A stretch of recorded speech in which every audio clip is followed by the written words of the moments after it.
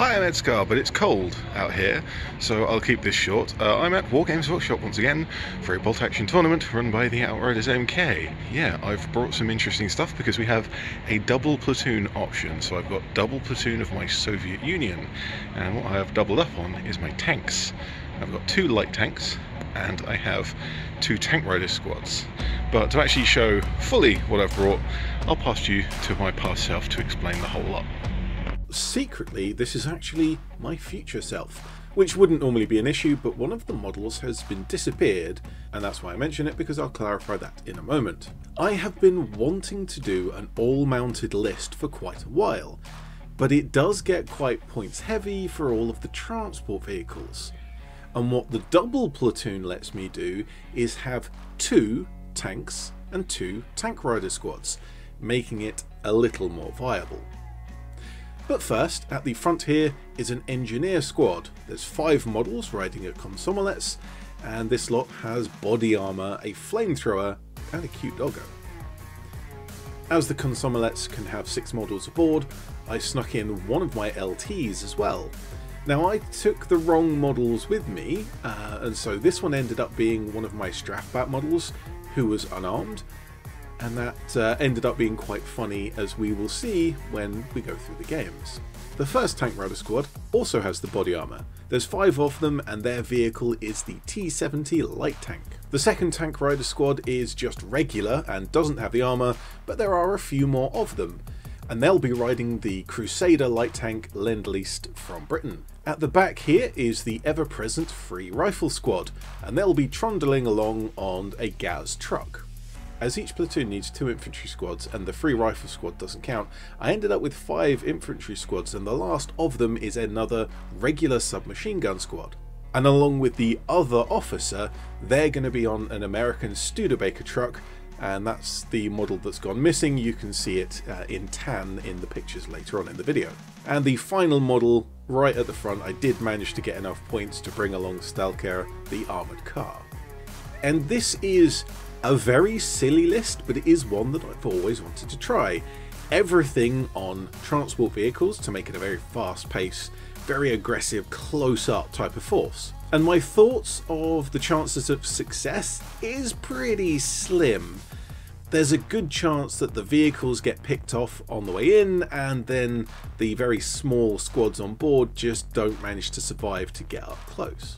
However, I've also been doing these vlogs for a little while and want to try something new. I'm going to take a picture of the battlefield at the start of the game, and I'll tell you what I plan to do, what the mission is, and then I'll go through my usual kind of highlight reel of what happened in each game and see if my plans worked. My first game, wonderfully, was a rematch against the Polish player from last month, lovely, friendly player. And the battle is this little hamlet with a crossroads. The mission is to take 5 objectives at the end of the game, and I'll mark those locations here. So I know to start with, I'm very much outnumbered in infantry terms, so I probably can't take and hold every single objective, as I'd end up spread really thin if I even tried that.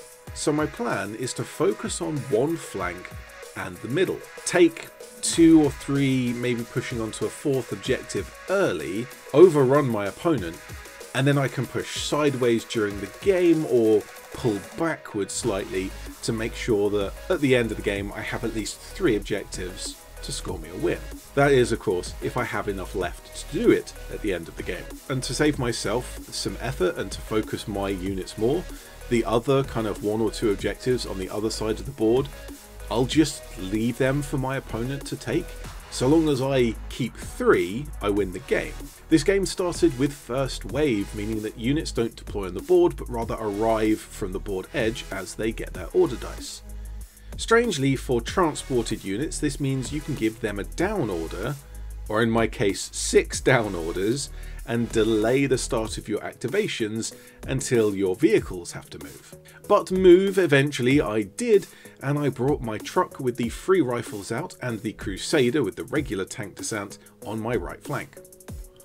The Crusader did amazingly well with its first speculative salvo, shooting into the trees and getting quite a few hits.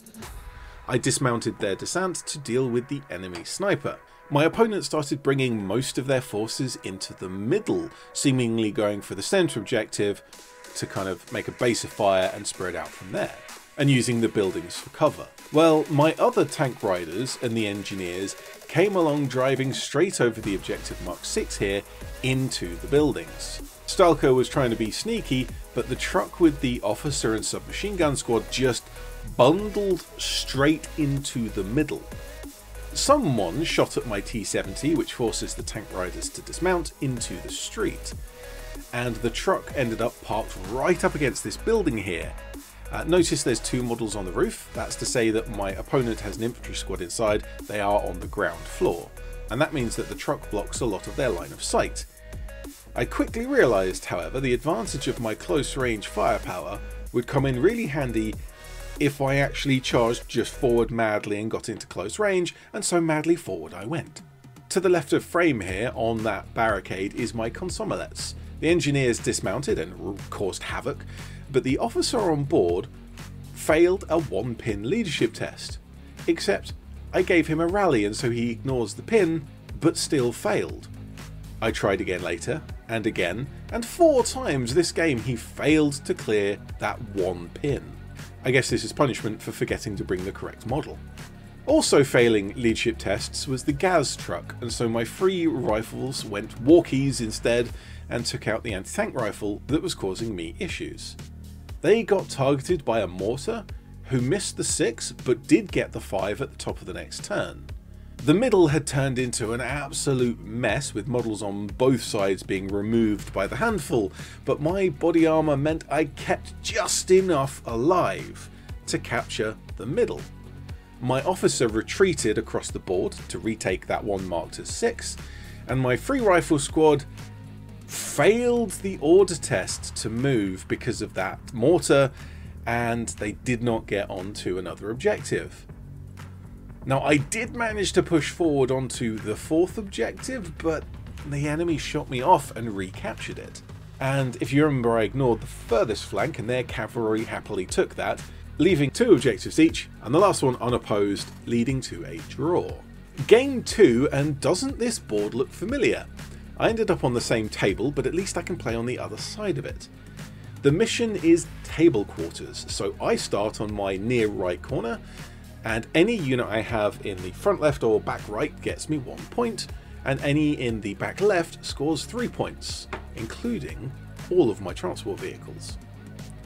My opponent has the same objective, to get into my starting quarter. My plan originally was to send the trucks around the far left and squeeze most of the rest up the middle to see if I could take some of the buildings and go all Panfilov's house.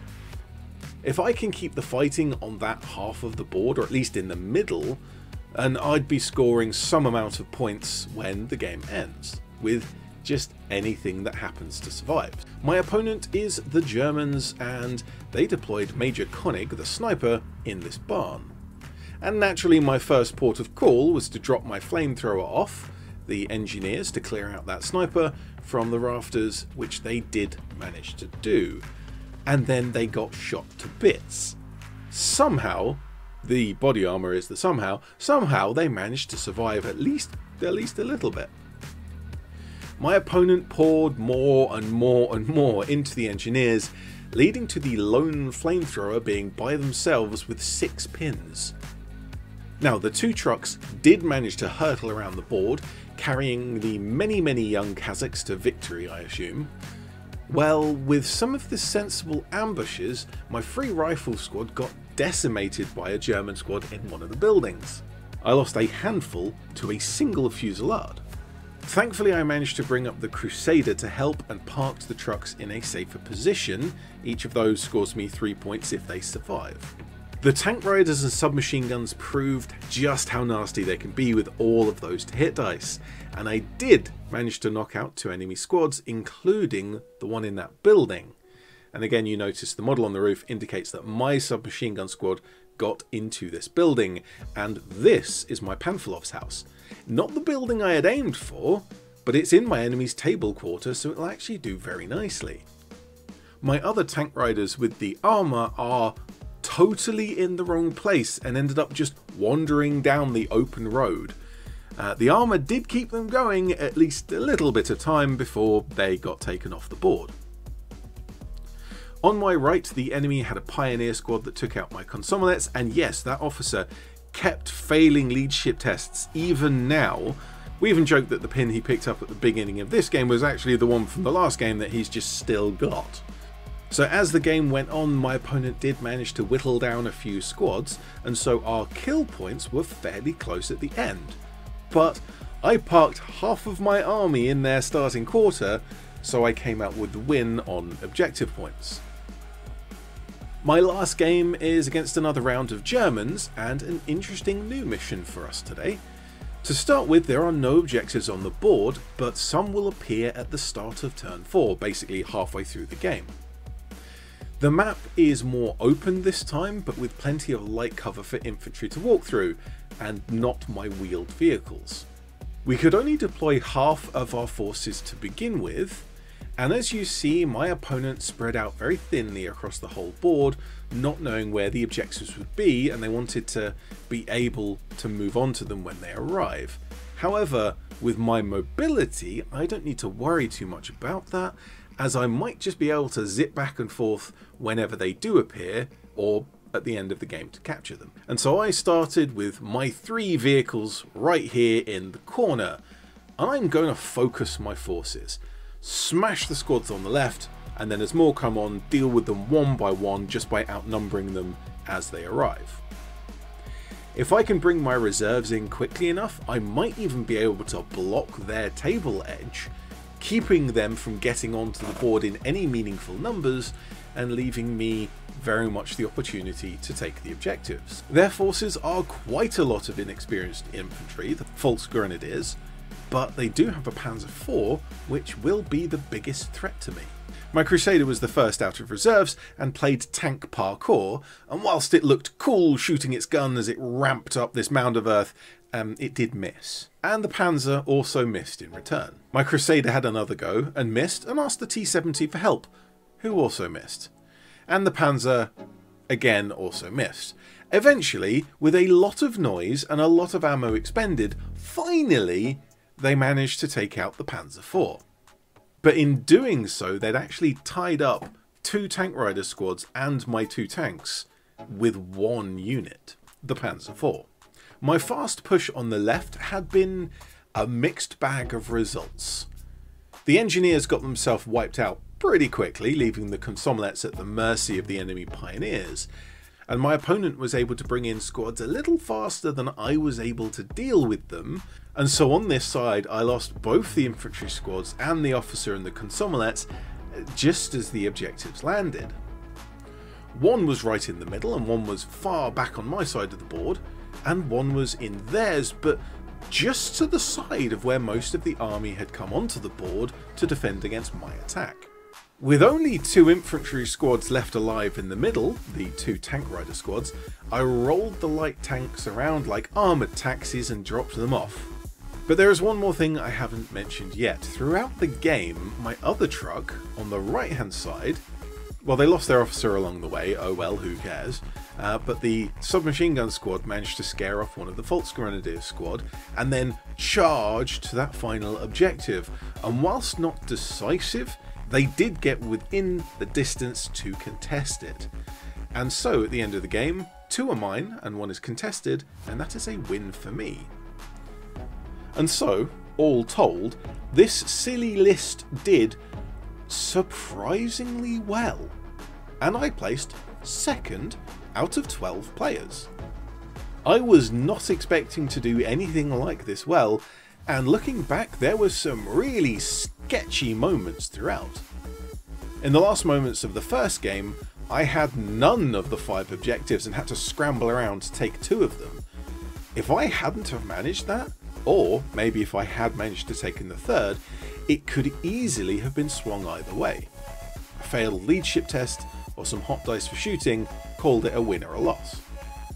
In the second game, I did well to get my submachine gun and tank rider squads up close, but they rolled really well, and so if I'd have rolled more averagely or even badly, If the German defensive squad had had another round of shooting, it could easily have swung differently.